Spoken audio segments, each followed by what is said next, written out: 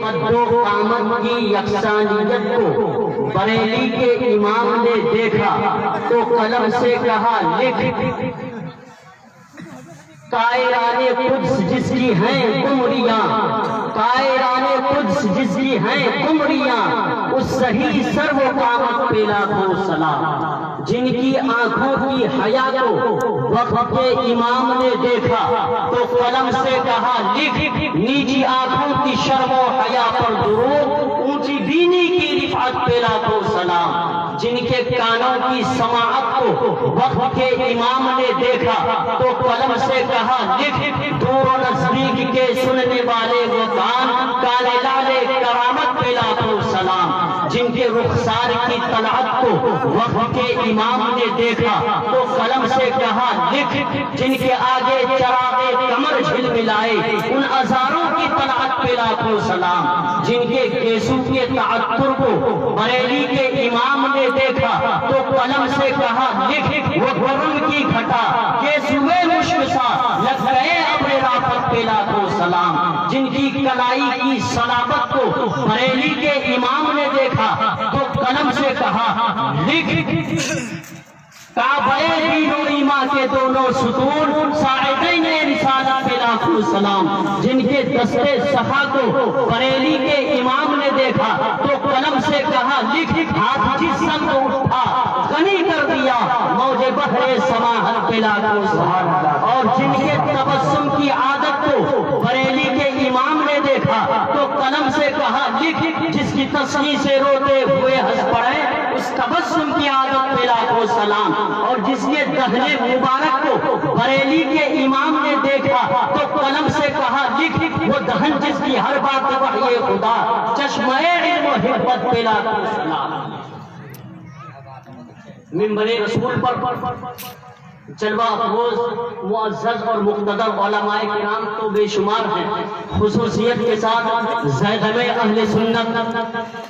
اسلاف کرام کی حکمت و دانائی اور تفکر و تدبر کا پیکر مجسم حضرت علامہ و مولانا الحاج محمد کلیم الدین صاحب قبلہ اپنے شاہانہ تروفر اور فاتحانہ سطوت و جلال کے ساتھ منبر رسول پر جلوہ بار ہے، بلکہ کرسی صدارت پر متوکل ہے، جن کی صدارت کے اجالوں میں آج کا یہ کامیاب اجلاس اپنی کامیابی کے لیٹر پیڈ پر کامیابی کا مہر ثبت کر چکا ہے، اور وہی جماعت اہل سنت کے بے شمار مقتدر اور معزز علماء کرام تشریف رکھتے ہیں۔ میں ان سبوں کی دعائیں لیتے ہوئے اپنی گفتگو کا آغاز کرنا چاہتا ہوں۔ عزیزان ملت اسلامیہ، درود پاک کے حوالے سے حضرت ابن ابی دنیا نے ایک بہت ہی پیاری حدیث نقل کی ہے۔ وہ فرماتے ہیں کہ حضرت آدم علیہ السلام بروز محشر عرش کی ایک مخصوص جگہ پر ہوں گے، اس جگہ پر بیٹھے بیٹھے ان تمام لوگوں کا ملاحظہ کریں گے جن میں سے بعض کو فرشتے گھسیٹ کر جہنم کی طرف لے جائیں گے اور بعض کو جنت کی طرف لے کر جائیں گے۔ اسی اثنا میں امت محمدیہ کے ایک فرد کو فرشتے گھسیٹ کر جہنم کی طرف لے جا رہے ہوں گے۔ اس وقت حضرت آدم علیہ السلام پیارے نبی مصطفیٰ کریم صلی اللہ علیہ وسلم کو آواز دیں گے، یا احمد، یا احمد، اے احمد، اے احمد، تم کدھر ہو؟ تیری امت کے ایک فرد کو فرشتے جہنم کی طرف گھسیٹ کر لے جا رہے ہیں۔ اس وقت نبی اکرم صلی اللہ علیہ وسلم حضرت آدم علیہ السلام کی اس ندا کے جواب میں فرمائے گا، یا ابل بشر، یا ابل بشر، میں حاضر ہوں، اے ابو البشر، میں حاضر ہوں، میں حاضر ہوں۔ حضور اکرم صلی اللہ علیہ وسلم اس وقت فرشتوں کو آواز دیں گے، اے فرشتوں، اس بندے کو کہاں لے کر جا رہے ہو؟ ذرا رک جاؤ، ٹفو رک جاؤ، رک جاؤ۔ فرشتے نبی اکرم صلی اللہ علیہ وسلم کی ایک نہ سنیں گے، فرشتے اس وقت جواب دیں گے، آج ہم بہت ہی زیادہ سخت ہیں، آج ہمیں اللہ تبارک و تعالی نے جو حکم دیا ہے آج ہم اسی حکم کی تعمیل کریں گے، آج ہم کسی کی نہ سنیں گے۔ اس وقت نبی اکرم صلی اللہ علیہ وسلم مایوس ہو جائیں گے اور اپنی ریش مبارک پر اپنا ہاتھ پھیریں گے اور عرش کی طرف اپنا چہرہ اٹھا کر رب کی بارگاہ میں نبی اکرم صلی اللہ علیہ وسلم یہ دعا کرے گا، یا ربی والعلا وعدتنی ان لا تخزینی فی امتی، اے میرے رب قدیر کیا تو نے مجھ سے یہ وعدہ نہ کیا تھا کہ تو مجھے میری امت کے معاملے میں رسوا اور شرمندہ نہ کرے گا؟ اس وقت رب تبارک و تعالی آسمان سے ندا فرمائے گا، اے فرشتوں اطیعوا محمدن، میرے محمد کی اطاعت کرو، میرا محمد جو کہے وہ سنو۔ فرشتے اس وقت رک جائیں گے اور نبی اکرم صلی اللہ علیہ وسلم اس کے بعد فرماتے ہیں فَأَخْرُجُ مِنْ حُجْزَتِي بِطَاقَةً بَيْضَاءَ وَأُلْقِيهَا فِي كِفَّةِ الْمِيزَانِ الْجُمْنَى۔ اللہ کے رسول صلی اللہ تعالی علیہ وسلم اس وقت اپنے دامن کے نیچے سے ایک سفید پرچی نکالیں گے اور اس سفید پرچی کو میزان عمل میں ڈال دیں گے، نیکیوں کے پلڑے میں ڈال دیں گے۔ اس سفید پرچی کے ڈالنے کے بعد نیکیوں کا پلڑا بھاری ہو جائے گا، پھر اس جہنمی شخص کو اس پرچی کے ڈالنے کی وجہ سے فرشتے جہنم کی بجائے جنت کی طرف لے کر جائیں گے۔ میں آپ کو بتانا چاہوں گا، میں آپ سے پوچھنا چاہتا ہوں کہ اس پرچی کے اندر آخر لکھا کیا تھا کہ جس آدمی کے حق میں جہنم کا فیصلہ ہو چکا تھا؟ نبی اکرم صلی اللہ علیہ وسلم نے میزان عمل کے نیکیوں والے پلڑے میں سفید پرچی کو ڈال دیا تو اب جہنم کا فیصلہ اس کے حق میں ٹل گیا، اب اس جہنمی شخص کو جنت میں داخل کیا جا رہا ہے۔ عزیزان ملت اسلامیہ، اس پرچی کے اندر کچھ اور نہیں لکھا ہوگا بلکہ درود پاک لکھا ہوگا۔ اللہ کے نبی صلی اللہ تعالی علیہ وسلم سے اس احسان کو دیکھ کر وہ بندہ عرض کرے گا کہ یہ کیا ہے؟ اللہ کے نبی فرمائے گا ھذا صلاۃک الذی کنت تصلی علی فی الدنیا، یہ تمہارا وہ درود پاک ہے جو تو دنیا میں رہ کر مجھے پر پڑھا تھا۔ اس لیے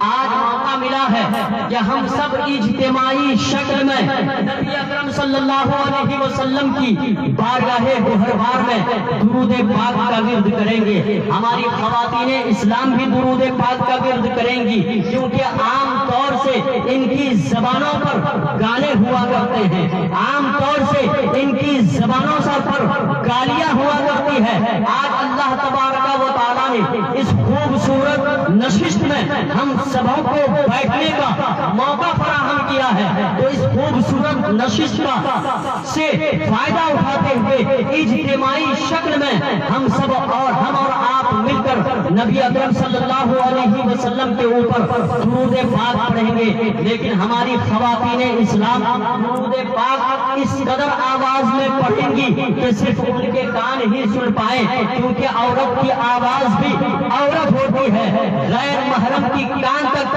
اگر عورت کی آواز پہنچ جائے تو اس طرح آواز سے بولنا عورت کے لیے ناجائز و حرام ہے۔ اس لیے عورتیں درود پاک پڑھیں گی لیکن اتنی آواز سے کہ صرف انہیں کے کان سن سکیں، اور میرے ساتھ مل کر درود پاک پڑھیں جس طرح میں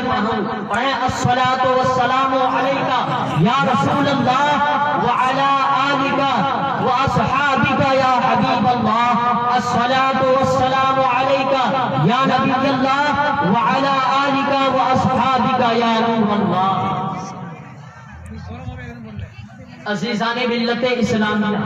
عام طور پر لوگ یہ سمجھتے ہیں کہ ضرورت کے وقت جس نے ہماری مدد کر دی وہی ہمارا محسن ہے۔ یہ احسان کا اور محسن کا عرفی معنی ہے، لیکن محسن کا حقیقی اور شرعی معنی وہ ہے جسے حدیث جبریل تفصیل میں بیان کیا گیا ہے۔ عزیزان ملت اسلامیہ، حضرت جبریل امی بارگاہ رسالت میں تشریف لاتے ہیں، اور جس طرح ایک باادب شاگرد اپنے استاذ کی بارگاہ میں دو زانو ہو کر بیٹھتے ہیں، اسی طرح حضرت جبریل امی بارگاہ رسالت میں دو زانو ہو کر بیٹھ جاتے ہیں، اپنے گھٹنے کو نبی کے گھٹنے سے ملا لیتے ہیں، اپنے دونوں ہاتھوں کو اپنے نارانوں کے اوپر رکھ لیتے ہیں، اپنی گردن جھکا لیتے ہیں، اور نبی اکرم صلی اللہ علیہ وسلم سے 3 سوالات کرتے ہیں۔ جبریل امی کے بارگاہ رسالت میں آنے کا مقصد قطعی یہ نہیں تھا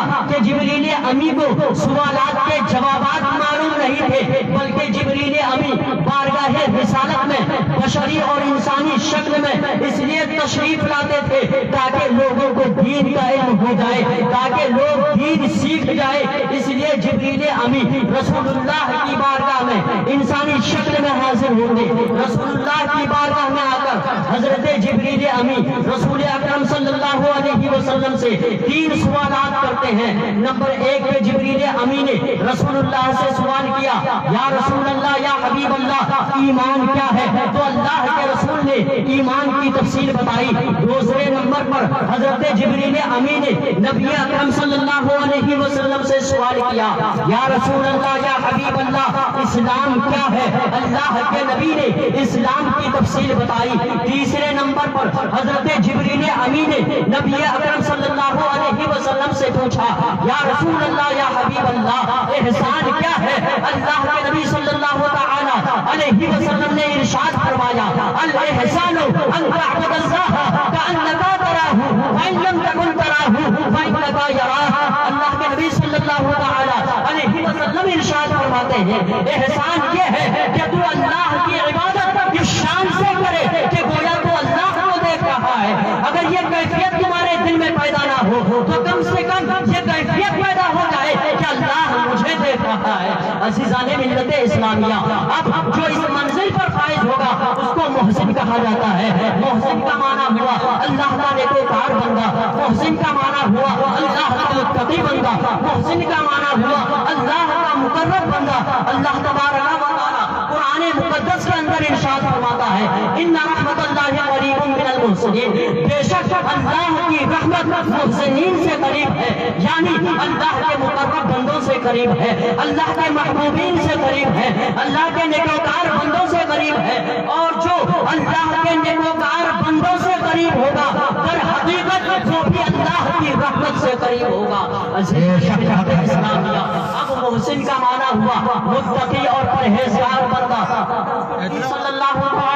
علیہ وسلم اس دنیا سے تشریف لے گئے، لیکن اللہ کے نبی نبوت و رسالت کا جو پیغام دنیا والوں کو سنانے کے لیے آئے تھے، نبوت و رسالت کا وہ پیغام بند نہیں ہوا۔ نبی اکرم صلی اللہ علیہ وسلم اس دنیا سے تشریف لے گئے، نبوت کا سلسلہ تو بند ہوا، لیکن پیغام نبوت سنانے کے لیے جو نبی اکرم صلی اللہ علیہ وسلم اس دنیا میں تشریف لائے تھے اس کے سنانے کا سلسلہ بند نہیں ہوا، کیونکہ اولیاء کرام اسی پیغام نبوت و رسالت کو سنانے کے لیے اب تک دنیا میں تشریف لا رہے ہیں اور صبح قیامت تک تشریف لائیں گے۔ بعض جنابانوں نے یہ سمجھ لیا کہ نبی اکرم صلی اللہ علیہ وسلم اس ظاہری دنیا سے پردہ فرما گئے تو نبوت کا دروازہ بند ہو گیا، تو نبی کے کمالات و معجزات کا سلسلہ بھی بند ہو گیا۔ یہ ان کا خام خیالی ہے۔ اولیاء کرام صبح قیامت تک آتے رہیں گے اور ان کے ہاتھوں پر جو کرامتوں کا ظہور اور صدور ہوتا ہے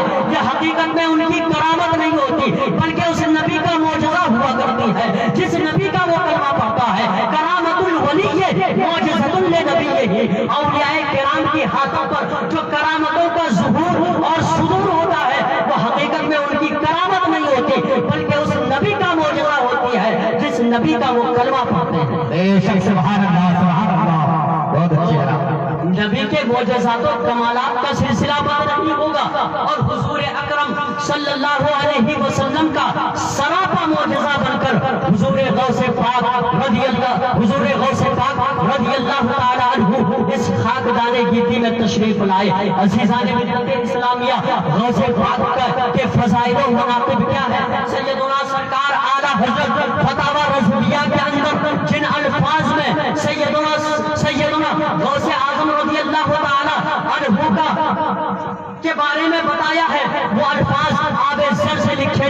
قابل ہیں۔ سیدنا سرکار اعلیٰ حضرت لکھتے ہیں کہ ظہور امام مہدی کے بعد، حضرت امام حسن مجتبی کے بعد ظہور امام مہدی تک غوث الاقواس کی کرسی پر کوئی اور نہیں بیٹھے گا، بلکہ صرف اور صرف غوث پاک تشریف فرما ہوں گے۔ عزیزان ملت اسلامیہ، یعنی حضرت امام حسن مجتبی کے بعد ظہور امام مہدی تک غوث الاقواس کی سیٹ ریزرو کر دی گئی ہے غوث پاک کے لیے۔ عزیزان ملت اسلامیہ، حضرت سیدنا سرکار اعلیٰ حضرت فرماتے ہیں کہ غوث پاک کے فضائل و مناقب تو اتنے بے شمار ہیں کہ اگر پوری رات بھی بیان کیے جائے تو آپ کے فضائل و مناقب کم نہیں ہوئے۔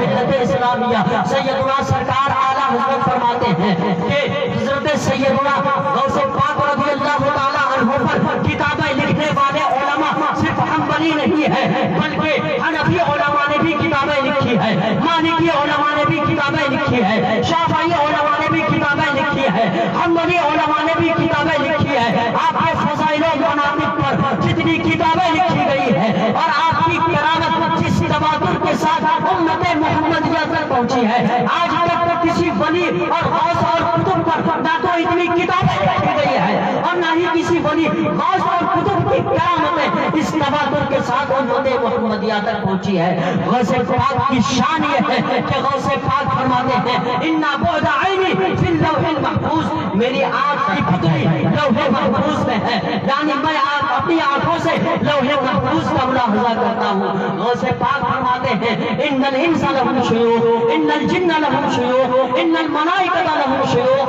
وَأَنَا شَيْخُ الْكُلِّ۔ غوث پاک فرماتے ہیں انسانوں کے بھی پیر ہوتے ہیں، جناتوں کے بھی پیر ہوتے ہیں، فرشتوں کے بھی پیر ہوتے ہیں، وَأَنَا شَيْخُ الْكُلِّ، اور میں ان تمام پیروں کا پیر ہوں، اس لیے غوث پاک کو پیران پیر کہا جاتا ہے۔ عزیزان ملت اسلامیہ، غوث پاک کی فضائل اور مناقب یہ ہے کہ غوث پاک فرماتے ہیں اِنَّا یَدِی عَلَىٰ مُرِیدِی کَالسَّمَاءِ عَلَى الْأَرْضِ، بے شک میرا ہاتھ میرے مرید پر اسی طرح سایہ فکن ہے جس طرح آسمان زمین پر سایہ فکن ہے، تو جس طرح زمین کا کوئی ٹکڑا آسمان سے خالی نہیں ہے، اسی طرح زمین کا کوئی حصہ غوث پاک کے فضل و کرم سے خالی نہیں ہے۔ کائنات کے اندر غوث پاک کا مرید کسی بھی خطے کے اندر ہو، اس کے اوپر غوث پاک کا دست کرم سایہ فکن ہوتا ہے۔ عزیزان ملت اسلامیہ، غوث پاک کے فضائل اور مناقب تو یہ ہے، غوث پاک کی شان تو یہ ہے کہ آپ کے زمانے میں ایک بہت بڑے جلیل القدر شیخ محمد مغربی نام سے ایک بزرگ رہا کرتے تھے۔ ان کے بارے میں مشہور تھا کہ یہ مغرب کے شیخ تھے، اور غوث پاک کے بارے میں مشہور تھا کہ آپ مشرق کے شیخ تھے۔ ایک دن شیخ محمد مغربی اپنی خانقاہ کے اندر بیٹھے ہوئے تھے، مریدین کا حلقہ لگا ہوا تھا، اچانک آپ کے اوپر جذب کی کیفیت طاری ہوئی۔ اسی عالم جذب میں آپ نے اپنی زبان سے ارشاد فرمایا اللہم انی اشہدک واشہد ملائکتک انی سمعت وأطعت۔ سیدنا شیخ محی الدین اور سیدنا شیخ محمد مغربی اپنی خانقاہ کے اندر یہ ارشاد فرماتے ہیں اے اللہ، میں تجھے گواہ بناتا ہوں، تیرے فرشتوں کو گواہ بناتا ہوں، میں نے ان کی بات سنی اور ان کی اطاعت قبول کر لی۔ ان کی خانقاہ میں مریدین بیٹھے ہوئے تھے، مریدین نے پوچھا یا شیخ آپ کی زبان سے یہ بے ترتیب جملے کیسے صادر ہو گئے، آپ کی زبان پر یہ غیر متعلق جملے کیسے آ گئے؟ گفتگو تو فلاں موضوع کے تعلق سے ہو رہی تھی، گفتگو تو فلاں ٹاپک کے حوالے سے ہو رہی تھی، لیکن آپ کی زبان مبارک سے یہ بے ترتیب جملے کیسے ترتیب پائے؟ تو شیخ محمد مغربی نے اپنی خانقاہ کے اندر یہ ارشاد فرمایا کہ میں نے ابھی اپنی نگاہ عنایت سے دیکھا کہ غوث پاک بغداد شریف کے اندر منبر پر کھڑے ہو کر یہ اعلان کر رہے ہیں قدمی ہاذہ علی رقبۃ کل ولی اللہ، میرا یہ قدم تمام تو میں نے محسوس کیا کہ پروردگار عالم میرے دل پر الہام فرما رہا ہے اور مجھ سے کہہ رہا ہے اے شیخ محمد مغربی، تمام اولیاء کرام نے اپنی گردنوں کو جھکا لیا ہے، تو بھی اپنی گردن کو جھکا لے۔ تو میں نے اللہ کو گواہ بنایا، اللہ کے فرشتوں کو گواہ بنایا اور بجس کا یہ اعلان کیا اللہم اللہ انی اشہدک واشہد ملائکتک انی سمعت واتعت۔ اے اللہ میں تجھے گواہ بناتا ہوں، تیرے فرشتوں کو گواہ بناتا ہوں، میں نے ان کی بات سنی اور ان کی اطاعت میں گردن جھکا دی۔ نعرے تکبیر، نعرے رسالت، مسجد اعلیٰ حضرت غوث کا دامن، غوث کا دامن، خواجہ کا دامن، نعرے تکبیر، نعرے رسالت۔ سیدنا شیخ محمد مغربی فرماتے تھے کہ جب میں نے نگاہ اٹھائی تو دیکھا کہ باب جنت پر رسول کریم صلی اللہ علیہ وسلم کھڑے ہیں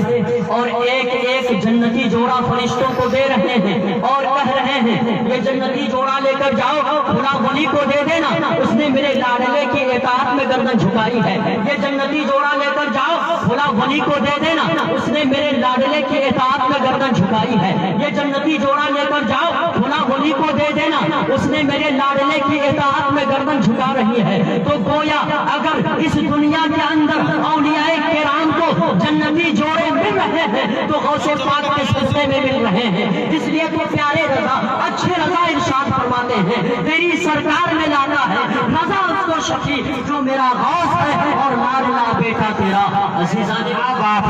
سبحان اللہ۔ سیدنا شیخ محی الدین عبد القادر جیلانی کے زمانے میں ایک بہت بڑے زبردست ولی سیدنا عبد الرحمن تفسیر